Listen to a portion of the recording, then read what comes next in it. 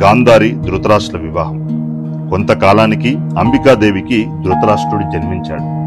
ధృతరాష్ట్రుడు పుట్టుకతోనే అంధుడైన నిష్ఠ ప్రజ్ఞానేతుడు అనిపించుకుంటాడు. అంబాలికకు పాండురాజు జన్మిస్తాడు. ఆ ఇరువురికి భీష్ముడు జన్మ సంస్కారాలు నిర్వర్తించాడు. పుట్టు గుడ్డువాడైన ధృతరాష్ట్రుని చూసి దుఃఖించింది సత్యవతిదేవి. మళ్ళీ కృష్ణ ద్వైపాయన మునీశ్వరుణ్ణి స్మరించుకుంటుంది. తలిచిన వెంటనే ప్రత్యక్షమవుతాడు. చెప్పండమ్మా, ఎందుకు పిలిచారు అని అడుగుతాడు వ్యాసుడు. అంబికేయుడు అంధుడు. అతన్ని దృష్టిలో పెట్టుకుని నిన్ను అర్థిస్తున్నాను. అంబికకు మరో అవకాశాన్ని కలిగించు, పున్నమి చంద్రుడు లాంటి బిడ్డను ప్రసాదించు అని వేడుకుంటుంది సత్యవతిదేవి. సరే అనుగ్రహించాడు వ్యాసుడు.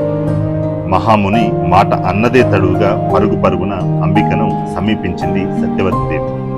వ్యాసుడు నిన్ను మళ్ళీ అనుగ్రహిస్తున్నాడు, అందంగా తయారవ్వు అని చెప్పింది. అత్తగారి ముందు అలాగేనంటూ ఆనందంగా తల ఊపిన ఆమె వెళ్ళిన వెంటనే వ్యాసుని తలుచుకొని చీదరించుకుంటుంది. ఏమైనా సరే అతనితో శయ్య సాహచర్యం చెయ్యకూడదనుకుంటుంది అంబిక. అయితే తనకు మారుగా వ్యాసుని చెంతకు తన దాసిని పంపించింది. ఆ దాసి వ్యాసుని అన్ని విధాలా సంతృప్తిపరిచింది. ఫలితంగా ఆ పరిచారక గర్భంలో మహాధర్మవేత్త అయిన విదురుడు జన్మించాడు. పాండురాజు విలువిద్యలో ప్రఖ్యాతిగాంచాడు. ధృతరాష్ట్రుడు మహాబల పరాక్రమశాలిగా పేరుగాంచాడు. ధర్మవేత్తగా విదురుడు మన్ననలు అందుకుంటున్నాడు. పుట్టుకతోనే గుడ్డువాడైన ధృతరాష్ట్రునికి దాసి నందుని కారణంగా విదురునికి సామ్రాజ్య అధికార యోగ్యత లేకపోయింది. కొంతకాలానికి ధృతరాష్ట్రునికి వివాహం చేయ సంకల్పించి గాంధార దేశరాజు సుబులుని కుమార్తె గాంధారిని విచారించాడు భీష్ముడు. ఆమె అన్ని విధాలా అనుకూలవతే కాదు, పరమేశ్వరుణ్ణి మెప్పించి 100 మంది కుమారులను వరంగా పొందిందని కూడా తెలుసుకుంటాడు. తనకి ధృతరాష్ట్రునితో వివాహమని తెలుసుకున్న గాంధారి సర్వకాల సకలావస్థలలోనూ తన హస్బెండ్ లాగానే తాను కూడా అంధత్వాన్ని అనుభవించేందుకు సిద్ధపడింది.